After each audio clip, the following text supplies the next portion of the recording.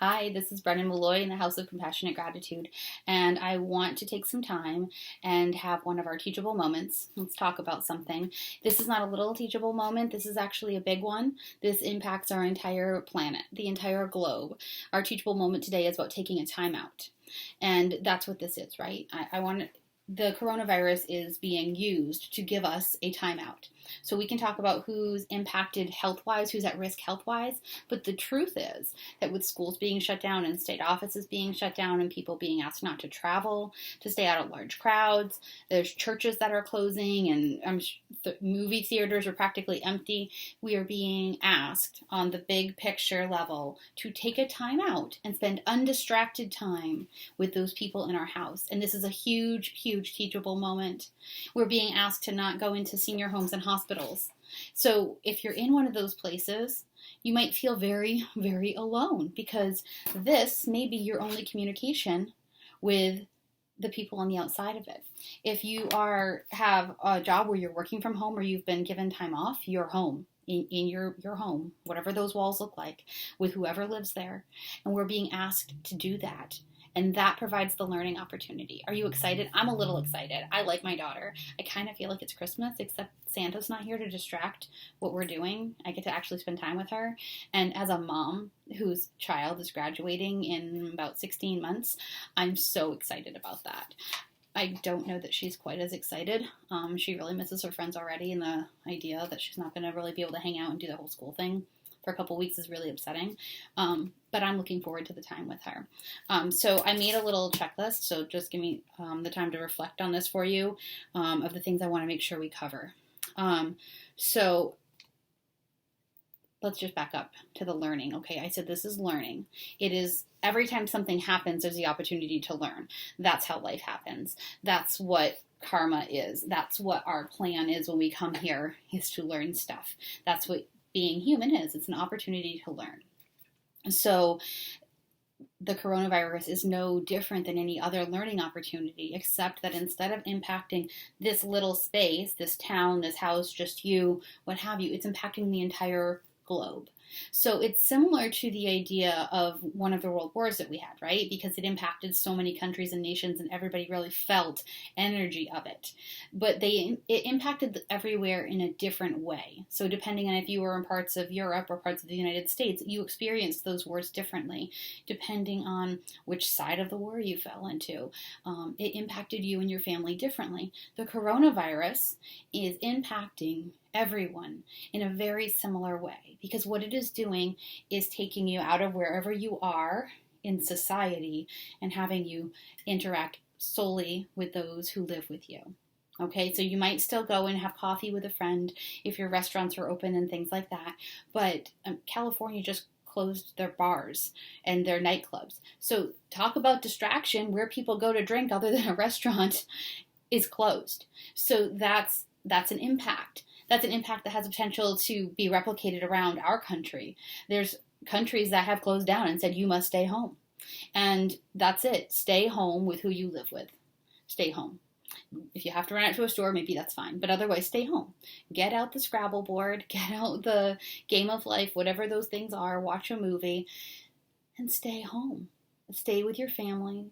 And that's the lesson. Because now that we've said that, that's the lesson, stay home. So how do we do that? How do we find the lesson? Well, I'm going to cover a little bit for you now. I've been talking for about 4 minutes, so I'm going to give you 6 more minutes of talking about how to do that. And then if you want to know more, I have a class on karma that's called The Tough Stuff, digging into all that hard things about karma and life. And I'm doing it, I've moved some things around. It's going to happen pretty quickly. So Tuesday at 8 p.m. from 8 until 9, I'm going to provide a Zoom meeting online class about digging into the tough stuff. So I want to say that. There's going to be information on social media and the website on how to get into that class. I've also done it at Edgar Casey's ARE, although it's not currently on their calendar, but you can look for it. Hopefully we'll get in there this fall with that again. So the first thing we do to figure out where the lesson is for each of us, because the lesson could be different for me than it is for you, and it probably is different. Everyone in your home environment will probably be learning something different out of this isolation. So the first thing we're going to say always when we're trying to understand a lesson is, how do I feel? And I'm not talking like, do I have symptoms of the coronavirus? I'm talking, how do I feel emotionally? Do I feel like, oh, this is okay, I'm excited, I like the people that I live with?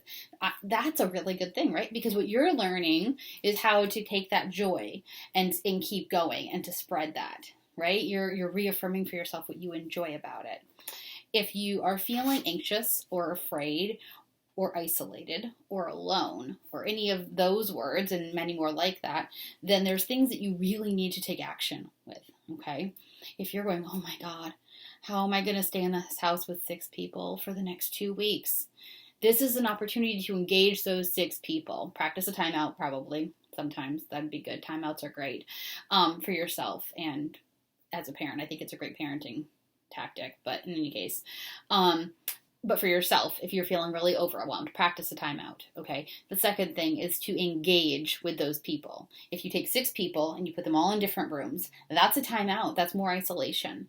But what you're likely, maybe not in every case, but likely being asked to do is to practice how you engage with those people, whether it's communication or games, finding common interests, having real conversations with them, okay? If your kids or your spouse are now home and they're not normally home this much, this is a time for conversation. This is a time to get to know each other again, to reinvigorate the conversations, maybe to take the time to have conversations that you haven't had before.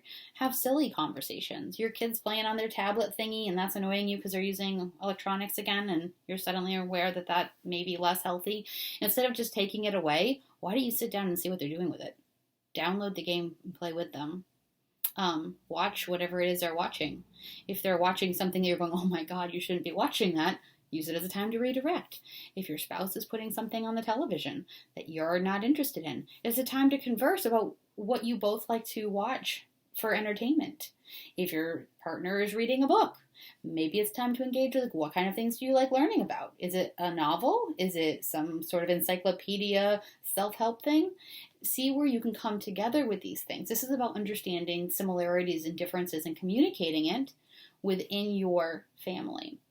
So that's some things. Now, if you're afraid because out there is dirty germs and in here I want to keep clean, that's a big thing to me. Okay, that is about controlling space and controlling germs and controlling your life and controlling your health. And there's likely some issues to be addressed there where you need to work. That's the lesson for you, is controlling things, because some things we can't control. Some things we have to let be because they're already in motion and that's what they're supposed to be. So there's lessons in that. And I want to really, address for you also, if you've been taken out of your work environment, okay, how do you feel? Are you relieved? You're like, oh, good. I honestly needed a vacation and I couldn't get one. And now I have one. So what are you going to do on that vacation? Because you're probably not going to Disney, but maybe you can take a walk. Maybe you can start exercising. Maybe you can't go to restaurants and cook and eat out like that. Maybe you have to cook in your home now. And you get a chance to explore some new recipes. You can go through your closets. You've been meaning to clean something. You've been meaning to repaint the den. Use this as time that you would normally use as a vacation activity, and do it now, because you've been given this time, instead of looking at the time as something to be fearful of or stressed out about or annoyed with, which it's easy to do. I mean, I have events that will likely not happen in April, things that were meant to encourage my business aspect of things. But instead of being frustrated and saying, how am I going to get this done? How am I going to pay the light bill? The truth is that this is happening. Okay, you might have to get creative on how to take care of your light bill, and that's a different conversation from this. But the truth is, it's happening. We're being asked to stay home. We're being asked to take a break. We're being given a global vacation. And yes, I don't mean that to discredit and to discount people who are sick or not feeling well with it. But for the rest of us who are not sick and dealing with illness, this is time. Time is valuable to a human life. So you need to engage the time, the people in it, the home environment. So paint your den, do your gardening, have a conversation with the people that you live with, and see how you're feeling about it. Look for the gifts and the blessing in it. And if you find something uncomfortable, right, like the fear or the I don't want to talk to you or we don't get along, engage that, because there's learning for you there too. Okay, there's learning about what kinds of conversations you need to be having at home, and if you're missing people at work, maybe you need more of a friend network within your close home environment. There's just so much with it that as a planet we're being asked to do. And aside from the illness aspect of it, it's very exciting that the entire planet gets to have this, that we get to take this break and look at our own really tiny nucleus little family lives. And that's what we're being given a huge blessing in that. And if you don't think it's a blessing, that's the lesson there too, right? But I'm hoping that most of us find, like, I really like the people that I live with. I have a great relationship, or this gave me the opportunity to rebuild a great relationship. That's what I'm hoping that we all find. But I've heard so many people on social media going, oh no, what am I going to do? The spouse and the kids are all going to be home and it's going to be a crazy zoo. It's going to be a crazy zoo, okay? It's going to be. And you're going to have to vacuum 15 million times. But it's a gift, because time is a gift. Time with your family is a very, very precious gift. And if you don't believe that, then talk to somebody whose mother or father or sister or brother is now isolated in a nursing home that you can't go visit, and your only communication is the phone. Because they'll tell you that time with your family and the people that you live with is a gift. Talk to somebody who's lost someone recently. They'll tell you it's a gift. There's many, many people who would give anything to have 2 weeks with their kids.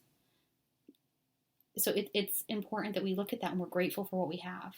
If we are isolated at home and we're healthy, we're isolated at home and we can recover and keep our family safe, there's a blessing in that. And that is a lesson as well, to be grateful for what we have at home. Let's see. Do I have anything else here?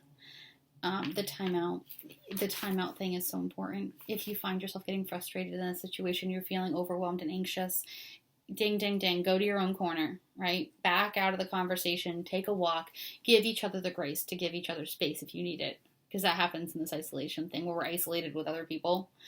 It's close quarters and it's stressful, and you might need a timeout. Okay, we are human and that happens, and that's normal. So I'm going to wrap up with that and tell you again to look on social media and our website, thehouseofcompassionategratitude.com, for this class that we're going to do. It's about the tough stuff of karma and connections, and it's going to be Tuesday night at 8, and I'm going to do it on Zoom meeting. It'll be about an hour, so it's shorter than my in-person classes, which are typically 2 hours, but in any case, it'll be an hour, so we can keep it short and sweet and get you on your way. But it'll be a lot of information, and we'll dig more into what some of these other karmic words are for lessons that may not have necessarily to do with this, but I think you'll be able to take something from it as well. All right, have a great night.